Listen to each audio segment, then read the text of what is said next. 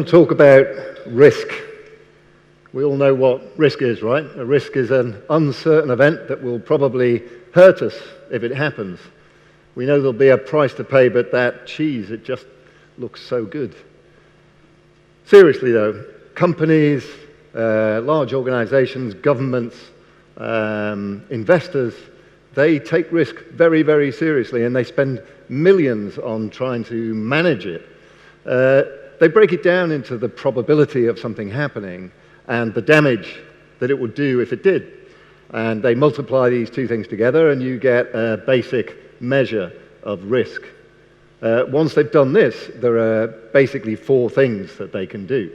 They can either accept the risk, so they can say, that's fine, we'll deal with it, and we assume that the reward is going to be enough to make it worth our while. They can transfer the risk, so they can buy insurance, get somebody else to take some of the impact. Or they can reduce the risk, so you can take defensive measures so that if it does happen, the impact is lower. Or finally, you can simply avoid it. Say, okay, we'll simply not do that, we'll do something else instead. Of course, that way you miss out on the reward. That's it. That's risk management in a nutshell. As this guy puts it, if you're prepared and you know what it takes, it's not a risk. So go forth, make millions. It's great to know, isn't it, that with modern tools we can manage risk out of our lives. Otherwise, we just spend our entire time locked up indoors, right? Some years ago, when I had more hair on my head and a little less on my chin, as you can see, I was living in Peru with my partner and working as a foreign correspondent. It was the mid-'80s, the Sony Walkman, Back to the Future, Duran Duran. In Peru, though, it was a time of insurgency, of economic crisis, and of a virtual civil war. There were curfews at night in the capital, bombs shook the windows, and reports came in from the rural hinterlands of a raw, primitive violence. For a young, foolhardy and ambitious reporter, it was a perfect place to be. My best scoop came when I partnered with an American reporter to follow up on a bloody little conflict in the high jungle in Peru, the eastern flank of the Andes, the part of the country known there as the Ceja de Selva, which means the eyebrow of the forest. Peru was at war with itself at this time. A Maoist insurgency, Sendero Luminoso, the Shining Path, were bent on burning down the state and building a new utopia in its place. Around that time, there wasn't much sign of utopia, but there were a lot of ashes. So we decided that we would go and follow up this story in the jungle. Sendero in the high jungle had formed an unholy alliance with drug gangs. Local farmers had been signed up by Colombian cartels to grow coca, which is the raw material of cocaine, and Sendero provided protection for a price, obviously. A second insurgency, the Cuban line MRTA, was contesting territory and the protection racket with Sendero valley by valley, and the army, operating beyond the prying eyes of the press, were using a heavy hand to put down the insurgents and to muscle in on the protection business at competitive rates.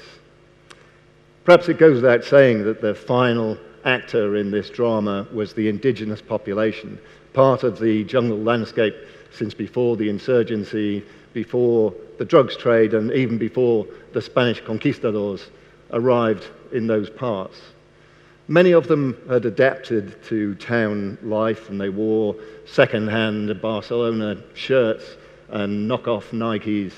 But those who'd held on to their traditions had been driven deeper and deeper into the forest.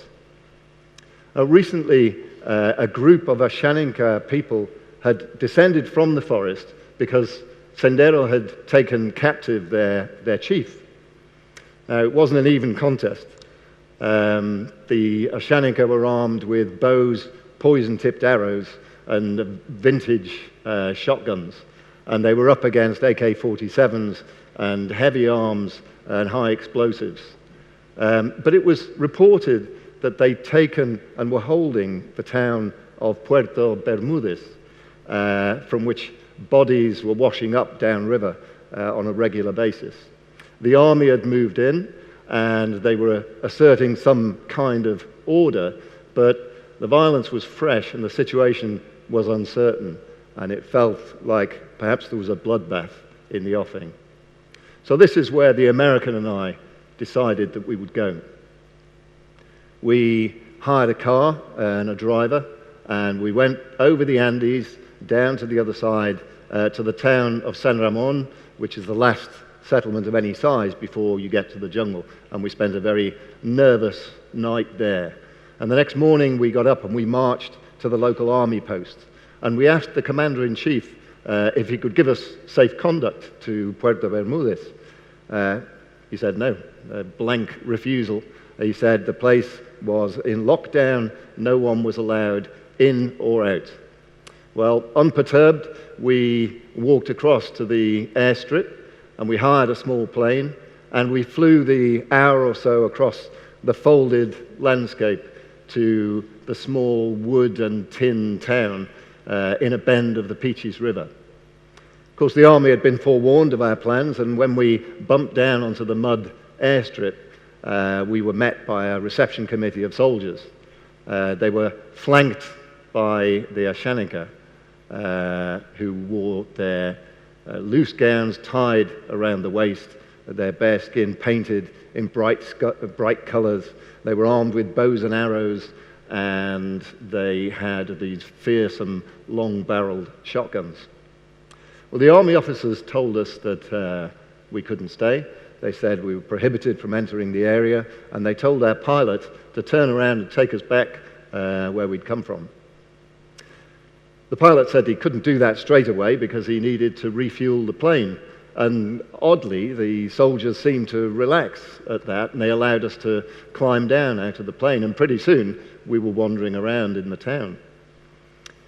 It was pretty much business as usual in Puerto Bermúdez, though the Ashaninka were clearly calling the shots. The shops were open, people were doing a modest trade, people were wandering the mud streets, there were teenagers flopping around under battered Inca Kola signs. We met the mayor. He'd been appointed by the Ashaninka. We asked what had happened to his predecessor, and we were told with the universal gesture that he was no longer with us, and there was a lazy gesture towards the Peaches River. And we thought about those stories of bodies floating downstream. We probably could have stayed for longer, but the looks on the faces of the squaddies who'd been detailed with keeping an eye on us suggested that perhaps we'd outstayed our welcome. So we went back to the airstrip, and as we flew off, I looked back and looked at the town, and I thought, that's Peru's confusing little war in microcosm. We wrote our stories up as we drove back over the Andes, and I dropped the American at his hotel in the center of town and caught a small local taxi back to my neighborhood. I was pretty much puffed up with my achievement. I was very proud of myself. I'd walked into La Boca del Lobo, the wolf's mouth, as they say in those parts. In fact, more than that, I'd trampled his tongue. I'd examined his epiglottis, and I'd come away with a fantastic story to thrill my readers. I had, in fact, discovered, I think, how to manage risk.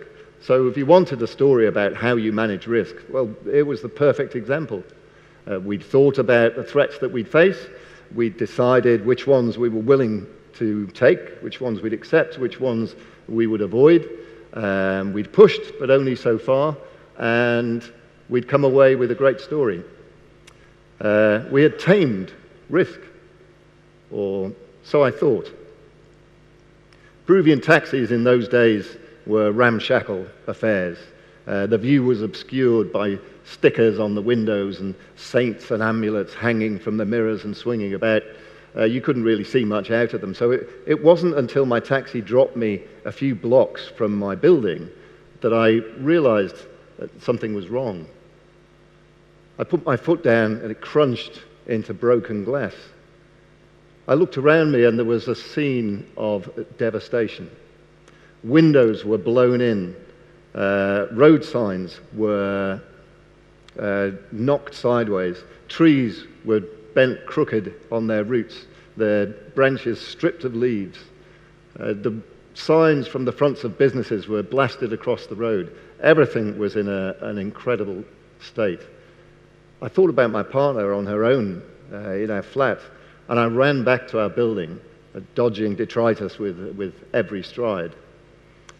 I got to the building and there was no sign of life. There were just curtains and blinds blowing in the wind. I raced up the stairs 2-3 steps at a time, up 9 flights, and pushed through the open door of our flat and was faced with a scene of chaos. I pushed into the bedroom, and what had been a wall-to-wall window had completely disappeared. It was now just a gaping hole, and the room was covered in mess and in broken glass. There was a shard of broken glass the size of my hand embedded deep in the mattress. The jungle had been exciting, but this was sheer terror. Sendero had carried out a campaign of bombings in the capital for years, but this previous evening, they'd set off their biggest attack ever. They'd packed a vehicle with around a ton of gelignite and detonated it down a street called Tarata, which is a residential street in the middle of Miraflores in Lima. The detonation had virtually brought down the buildings, blown debris and shrapnel way up into the sky, blasted out windows for blocks around. 25 people died that day. 155 were badly injured, torn apart by shrapnel or crushed by falling masonry. Well, of course, I knew none of this as I searched my flat for signs of life. I felt a sense of relief because I saw no blood trail, but then I felt a chill because I realized that that is what I was looking for. I rushed out into the street looking for my partner and looked everywhere. Eventually, I found her. She'd been woken up in the night by the blast, of course, by the shattering glass, and by a pulsating red glow, which it turned out was the car bomb rotating in the air as it flew up above the neighboring buildings. They found the bonnet of the vehicle in the street in front of our building. A friend had come round to check that she was okay and taken her back to his house. She was in shock. I was just overwhelmed with relief, and I have to say for days afterwards I struggled to control my emotions. I was reminded that day that risk isn't just the threat that we can see. It's the shock that comes from the blind side. I'd been in the jungle, so proud of myself at observing the drama in other people's lives, and risk had reached deep into my life and nearly snatched away the thing that was most precious to me. And nothing I could have done, no amount of bravado, no amount of machismo would have made any difference at all. And yet, risk had spared me. My partner was okay. I was okay. And what's more, I had a second fantastic story to thrill my readers. And this is what we forget about risk. Risk threatens us and hurts us, but it also gives us rewards. No, we can't manage risk out of our lives. Of course we can't. But neither should we allow that to restrain us. We can lock our doors as tightly as we want. Risk will find a way in. But if we go out and confront it, then it may give up some of the opportunities, the best opportunities we can get, and opportunities that can't be grasped any other way. You remember this guy that I spoke about at the beginning of the presentation? Well, there's a second quote that I have, which I think sums up things slightly better. This is Helmut von Moltke, who's a famous Prussian strategist, and he said, "No battle plan ever survives contact with the enemy." I think, by the way, I know why they called him Helmut. So we can plan, of course we can plan. We'd be crazy not to. But we shouldn't expect not to be surprised. In fact, we should embrace those surprises, because that's often where the best opportunities lie. We live in a troubling world. We're confronted by monumental challenges, climate change and environmental degradation, nationalism, trade war, the emergence of new powers. It's a very, very uncertain world. But please, don't let that put you off. Thank you.